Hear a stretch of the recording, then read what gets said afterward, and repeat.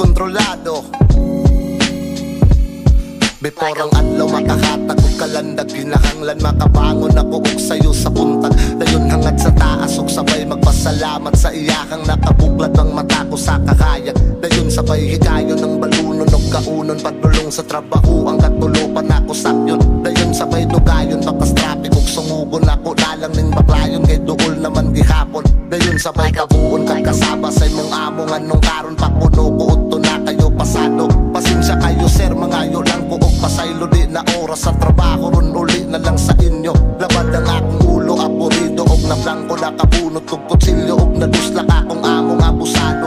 Usara akong punto sa tao walay perpekto bisan kinsa sa ato apoy disudlan og demonyo.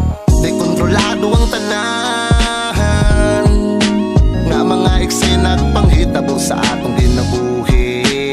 Bisan pilion mo sa dili may kabaguhan ng tanan.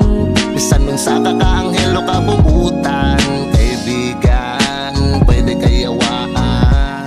Bisan nung saon pa niyo mo sa pagtinarong na agi mga taong dili ni mo makauyon. Hilabtanon, masinahon, patalikod, kadunggabon, amiguon. Kas atubang kay duron ka pa ilalong hinuon, natural na dili naman pod na bago pa problema. Kakambal ka na sukat sa pagkatao ta. Yung kalibutan na nga punos mapanghusgang mata. Bulingon ka sa ila, kabisa nun sa uglaba. Pero sige lang, kalma lang, sabayig pauyonin na lang. May manaog sili, automatic bet sumuka lang. Basta usa lang ang ibutang, perme og isilsil sa imuhang alim patakan. Kung pukon magrasyakan ka ug makapot mo na ang tanan, ay kalimot sa paglingi kung asa ka naggikan. O tinuod man nga ang tanan, way kasiguruhan. Pero mas wakay maani kung di mo sulayan. Imposible maposible na, depende sa imong diskarte. Gasolina, hikakugi ang imuhang kada biyahe. Ay lang ibasig swerte ang imong kada apante. Maapigi man usahay, di man pod na permanente. Kinabuhi mo raraman og salida nga. Kung way kontrabida, walay nada ang pelikula.